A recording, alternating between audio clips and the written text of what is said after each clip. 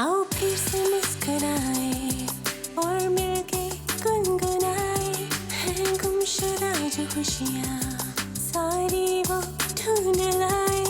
आओ फिर से मुस्कुराए, morning with Farah. Welcome back. ATV morning आप देख रहे हैं और आज हम जिक्र कर रहे हैं 6 रजबुल मुरज्जब के हवाले से हज़रत ख्वाजा गरीब नवाज़ ख्वाजा मोइनुद्दीन चिश्ती अजमेरी रहमतुल्लाह अलैह का, जिनका आज उर्स भी मनाया जाता है। और पूरे हिंदुस्तान से बल्कि पूरी दुनिया से जो मुसलमान हैं वो आते हैं इस वली के दरबार पे और दुआ करते हैं। और उसके साथ साथ जो एक ख्वाजा गरीब नवाज़ का जो कॉन्सेप्ट है, आज तक वहाँ पे कहते हैं बड़ी मिकदार में और तादाद में लंगर लोगों में तकसीम किया जाता है, जो उनकी ज़िंदगी से शुरू हुआ एक सिलसिला है। लेकिन बातचीत और बहुत सारी और बातें जानने से पहले राबिया से मैं दरख्वास्त करूँगी, एक चूँकि आलिम थे बहुत बड़े और फ़ारसी में बड़े फसीहुल बयान थे और बहुत मशहूर तसानीफ़ हैं उनकी फ़ारसी ज़बान में मौजूद, जिसमें उन्होंने ये पैगाम और अक़वाल और बहुत सारी मकतूबात हैं जो कि फिर महफूज हमारे पास पहुँचते हैं। उन्हीं में से एक नात रसूल मकबूल सल्लल्लाहु अलैहि वसल्लम, जो कि हज़रत ख्वाजा मोइनुद्दीन चिश्ती अजमेरी का हदिया अक़ीदत है बारगाह रिसालत में, वो हम आपके सामने पेश कर रहे हैं। सबाब सुए मदीना रुकुन, सबाब सुए मदीना रुकुन, अज़ीं दुआ गो सलाम बरखा, बगिर्द शाहे रसूल बगर्दो, बगिर्द शाहे रसूल बगर्दो, बसद तदरो पयाम बरखा, सबाब सुए मदीना रुकुन, अज़ीं दुआ गो सलाम बरखा, बशोज़े मंसूरते मिसाली, बशोज़े मंसूरते मिसाली, नमाज़ बुगज़ारे अंदराजा, बलहन खुश सूरह मोहम्मद, बलहन खुश सूरह मोहम्मद, तमाम अंदर क़याम बरखा, सबाब सुए मदीना रुकुन, अज़ीं दुआ गो सलाम बरखा, बेबाब रहमत गए गुज़र कुन, बेबाब रहमत गए गुज़र कुन, बेबाब जिब्रील के जबीसा, सलाम रब्बी अला नबियन, सलाम रब्बी अला नबियन, गए बेबाबे सलाम बरखा, सबाब सुए मदीना रुकुन, अज़ीं दुआ गो सलाम बरखा, बगिर्द शाहे रसूल बगर्दो, बगिर्द शाहे رسول بگر دو بسد تدرو پیام برخا. سبحان اللہ. جب ہواؤں کے ہاتھ بھی پیغام محبت بھیجا جائے گا تو جواب کیسے نہیں آئے گا. یہ جو عشق رسول صلی اللہ علیہ وآلہ وسلم کا ایک درجہ اور مقام ہمیں نظر آتا ہے ہر ولی کامل کے ہاں. اس کے بارے میں تھوڑی سی ہم بات کرنا چاہیں گے، اور ڈاکٹر صاحب میں چاہوں گی کہ آپ اس نقطے کا تھوڑا سا وہ کریں کہ عشق محمد کے اس بارگاہ رسالت صلی اللہ علیہ وآلہ وسلم سے جو جڑتا ہے وہی تمام درجے اور مدارج اور تمام جو مرتبے ہیں وہ پاتا ہے.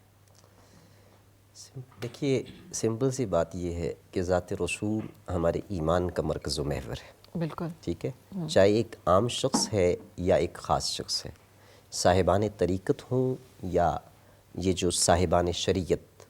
یہ دونوں احباب، ان دونوں کے لیے اگر کوئی چیز مرکزیت کی حیثیت رکھتی ہے تو وہ عشق رسول ہے. جی. اور عشق رسول اگر جب یہ کسی ذات یا کسی دل کے اندر جاگزیں ہوتا ہے تو پھر اس کے کیا کیا اثرات اور کیا کیا رموز ہوتے ہیں یہ ہم یعنی صدیوں سے دیکھتے آئے. ہمارے ہاں جو عشق کا ہم نے کرائیٹیریا دیکھا ہے، ولیوں کے ہاں ہمیں وہ کرائیٹیریا اس سے بہت فرق ملتا ہے. بڑے شریعت کے پابند، باوضو، بڑے طہارت پاکیزگی، اور لیکن اس کے ساتھ عشق کا تقاضا یہ کہ کبھی زندگی میں وہ فعل نہ سرزد ہو جائے جو ہمارے محبوب کی سنت میں نہیں ہے. آپ نے اگر سچ بولنے کی تلقین کی تو سچ بولنا ہے، اگر امانت داری کی بات کی تو امانت، اگر عہد کی پاسداری کی بات کی تو عہد پورا کرنا ہے، اگر مخلوق خدا کی خدمت کی بات کی تو اس میں کوئی کمی نہ آئے، اگر زہد و عبادت کی بات کی تو اس میں کوئی کمی نہ آئے. یہ ہے عشق رسول. حضرت اویس کرنی رحمۃ اللہ علیہ 4 رجب المرجب کو ان کا بھی ایک دن جو ہے وہ گزرا ہے کہ رسول پاک صلی اللہ علیہ وسلم سے کتنا عشق تھا کہ آپ نے اپنا خرقہ جو ہے، جو اپنا کرتا ہے، وہ بھیجا کہ ان کو جا کے دینا، اور ان کو پیش کیا حضرت عمر فاروق رضی اللہ تعالیٰ عنہ نے. کیا کیا تھا کہ والدہ کی خدمت کرو، میرے سے محبت ہے لیکن میرے پاس میرے دربار میں حاضر ہونے کی ضرورت نہیں، والدہ کی خدمت. آپ صلی اللہ علیہ وسلم کی طرف سے جو تلقین ہے ہمیں وہ بڑی پریکٹیکل ہے. مذہب کے جو احکام، اور یہی ولی کامل سب جو ہیں وہ اس کے پیغام کو لے کر آئے ہیں کہ دیکھیے اگر داتا کہا جاتا ہے تو اس لیے کیونکہ مخلوق خدا کی خدمت کرتے تھے، اگر خواجہ غریب نواز کہا جاتا ہے تو اس لیے کیونکہ مخلوق کنبہ خدا کو ان کے لیے حاضر رہتے تھے، ان کی داد رسی کے لیے. سو یہ جو عشق کے پہلو ہیں، یہ پروفیسر صاحب یہ کیوں محو نظر ہو گئے، اور یہ جو باقی کچھ ایلیمنٹس ہیں ان کو ہم نے زیادہ کیوں اپنے اوپر وہ کر لیا. اور آج جب ہم اس ولی کامل کا ذکر کر رہے ہیں تو ہمیں اپنے آپ میں کریکشنز کن چیزوں کی کرنے کی ضرورت ہے، ان کی تعلیمات اور پیغامات ہمیں کیا بتاتی ہیں؟ جی دیکھیے بالکل آپ صلی اللہ علیہ وسلم کی ذات اقدس تو ایک ایسا کامل نمونہ ہے جی کہ جن کی ذات کے ساتھ محبت بھی اور جی. آپ کی اتباع اور تابعداری بھی، دونوں چیزیں جب تک یہ دونوں چیزیں، اور ادب اور تعظیم بھی، یہ جب تک 3 چیزیں نہیں ملتی جی اس وقت تک آکے آپ کا امتی آپ کے اس نبوت کے نور سے فیض حاصل نہیں کر سکتا. اچھا گریڈ سٹیشن سے جب یہ بہت بڑی بجلی وہاں پہ پیدا ہوتی ہے نا، تو چلتے چلتے یہاں تک جب پہنچتی ہے تو وہ 3 تاریں ہوتی ہیں، اگر وہ ان میں سے ایک بھی ڈسکنیکٹ ہو جائے نا تو روشنی نہیں پہنچ سکتی. بالکل. یہ جو فیض کی مثال ایسے ہی ہے کہ ہم رسول پاک صلی اللہ علیہ وسلم کی حیات طیبہ سے صرف ایک تار کے کنیکشن سے نہیں، تینوں کی تینوں جڑیں گی، اور صوفیاء کا ترا امتیاز یہی ہوتا ہے کہ وہ تینوں کو ساتھ لے کر چلتے ہیں. وہ سراپائی ادب بھی ہوتے ہیں اور اتباع اور سیرت کو عمل کرنے میں بھی بہت اعلیٰ درجے پر ہوتے ہیں، اور اسی طرح سے آپ صلی اللہ علیہ وسلم کی ذات کی محبت اس میں بھی کامل درجے پہ ہوتے ہیں، جس وجہ سے ان کو وہ نور ملتا ہے کہ جس وجہ سے ان کی سیرت اور کردار اور اخلاق بھی، اور رسول پاک صلی اللہ علیہ وسلم کی ذات اقدس کے ساتھ ان کا عشق و محبت بھی. حضرت خواجہ معین الدین چشتی اجمیری ہی فرماتے ہیں کہ عشق رسول کے بارے میں ہی وہ یہ ذکر کرتے ہیں کہ میری نظر میں جس دل کے اندر عشق رسول کی یہ چنگاری آ جائے اور صحیح معنوں میں آ جائے، ان معنی کے اندر جس میں اتباع بھی ہے، ادب بھی ہے، تعظیم بھی ہے، تو وہ عشق اور محبت کی چنگاری دل کے اندر آنے والی ہر طرح کی کمی کوتاہی کو جلا دے گی. اس میں حسد نہیں آئے گا، اس میں بغض نہیں آئے گا. جو باتیں آپ نے ذکر کیا بجا فرمایا کہ بہت زیادہ بے عملی کا ہم مرتکب ہو رہے ہیں اور نعروں تک کی ہماری عشق رسول کی آوازیں وہ نکلتی ہیں، لیکن حضور کی سیرت مبارکہ کا جو وہ اہم ترین پہلو ہے جس سے معاشرے کے اندر خیر پھیلی ہے، ہمارا معاشرہ اس کے جو بالکل برعکس جا رہا ہے. ہم نے عشق رسول کو 1-2-4 سیلیبریشنز کے ساتھ محدود کر دیا کہ میلاد کا مہینہ آ گیا تو ہم نے جھنڈیاں لگا لی، ایک محفل میلاد کر لی اور اس کے بعد کسی جلسے جلوس کے اندر شامل ہو گئے یا کبھی ذکر رسول کے مجلس کے اندر چلے گئے. یا خدا نخواستہ ہم نے غیر مذہب لوگوں کے اوپر جن کے ساتھ ہمیں بہت اچھا سلوک رکھنے کا حکم ہے، خاص الخاص، بالکل ایسا ہی ان کے اوپر ہم سختی روا رکھیں کہ جو انہوں نے کوئی خدا نخواستہ توہین کر دی، اور خود جو ہم ہر روز توہین کر رہے ہوتے ہیں اپنی ان تمام باتوں سے جس میں کہ ہم سنت نبی صلی اللہ علیہ وسلم کے برعکس کوئی عمل کر رہے ہیں، تو اس کے بارے میں ہم اتنا پریشان نہیں ہوتے. تو صوفیاء کرام کا دراصل یہی تو راہ امتیاز رہا ہے کہ وہ ایک ایک عمل رسول جو ہے وہ اس کو پریکٹیکلی اپنی زندگی کے اندر وہ داخل کر لیتے ہیں، جس سے ان کی شخصیت کے اندر وہ نکھار آتا ہے کہ وہ ایک سمندر کی مانند جو ہے وہ مخلوق خدا کے لیے ہو جاتا ہے. جی یہی اب میں آپ سے جاننا چاہ رہی تھی کہ آخر اللہ تعالیٰ جب کسی کو اس طرح سے نور کا ایک ذریعہ اور باعث بنا دیتا ہے کہ اس کا ایک پیغام جو خاتم النبیین نے پہنچا دیا، اور اسی پیغام کو لے کر پھر تمام ولی جو ہے، اور خاص طور پہ ہمارا یہ جو خطہ سرزمین ہے بر صغیر، اس میں پہنچے ہیں اور یہاں پر پھر نور اسلام جو ہے وہ پھیلا ہے، تو آخر وہ سیرت و کردار کیا ہے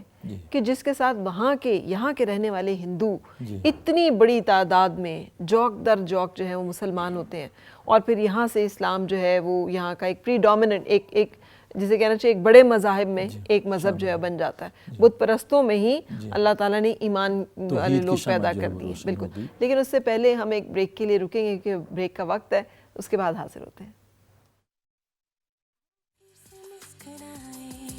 اور مل کے گنگنائے ہیں گمشدہ جو خوشیاں